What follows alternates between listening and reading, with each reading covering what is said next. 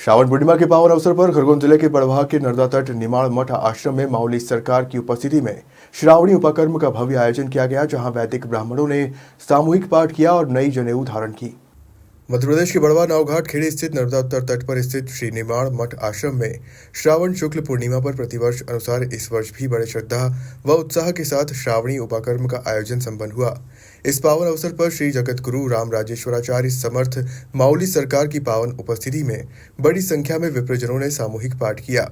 आचार्य पंडित मोनू अत्रे और आशीष जोशी के वैदिक मंत्रोच्चार के साथ 10 विधि स्नान, देव, ऋषि और पितृतर्पण, सप्तऋषि पूजन तथा नूतन यज्ञोपवीत धारण की विधि संपन्न कराई गई। इसके पश्चात हवन पूजन और आरती का आयोजन हुआ, जिसमें उपस्थित श्रद्धालु मंत्र ध्वनि के साथ भावपूर्वक सहभागी बने। अनुष्ठान की पूर्णाहुति के बाद महाप्रसाद का वितरण किया गया, जिसमें उपस्थित सभी श्रद्धालुओं ने सहभागिता की। आयोजन को लेकर जगतगुरु माउली सरकार ने बताया कि श्रावणी उपकर्म का यह वार्षिक आयोजन न केवल धार्मिक परंपराओं को जीवंत करता है, बल्कि समाज में वैदिक संस्कृति व सनातन मूल्यों के संरक्षण का संदेश। श्रावणी का आज कार्यक्रम आयोजित किया गया। विंध्याचल और ओमकार क्षेत्र और निमाड़ क्षेत्र में ही भगवती पराम्बा पराशक्ति राजराजेश्वरी जीवनदायिनी प्राणदायिनी सबकी सुखकर्ता मंगलमय करता माँ नर्मदा जी के सानिध्य में हर वर्ष में श्रावणी उपकर्म होता है।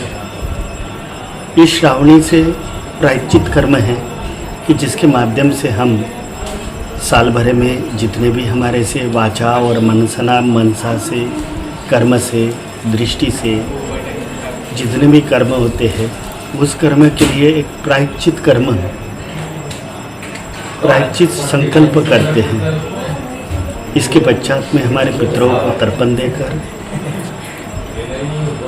यज्ञोपवीत को धारण करके ऋषियों का पूजन करते हैं।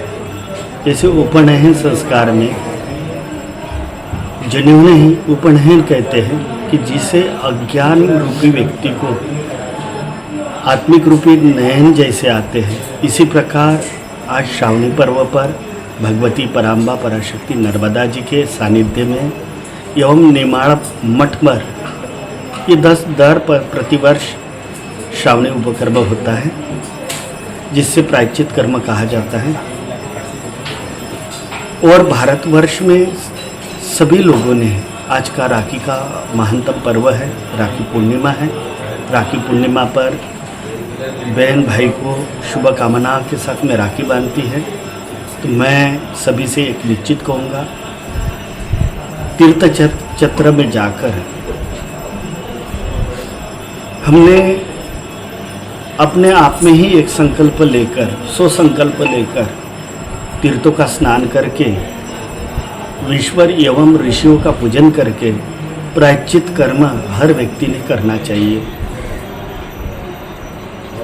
सबसे बड़ा व्यक्ति का यही स्वधर्म है। कोई व्यक्ति अपने गलती पर प्रायश्चित करता है तो परमात्मा भी उसे माफ़ करता है। और यह हमारी सभ्यता एवं संस्कृति, सनातन संस्कृति रही है कि देवता एवं गौ, वेद आदि ऋषि और मुनि और मनुष्यों का धर्म आज तक हम करते आ रहे हैं। तो बृहत्ता के साथ में मैं सभी सनातनियों को आह्वान करता हूँ, आज के राखी पर्व पर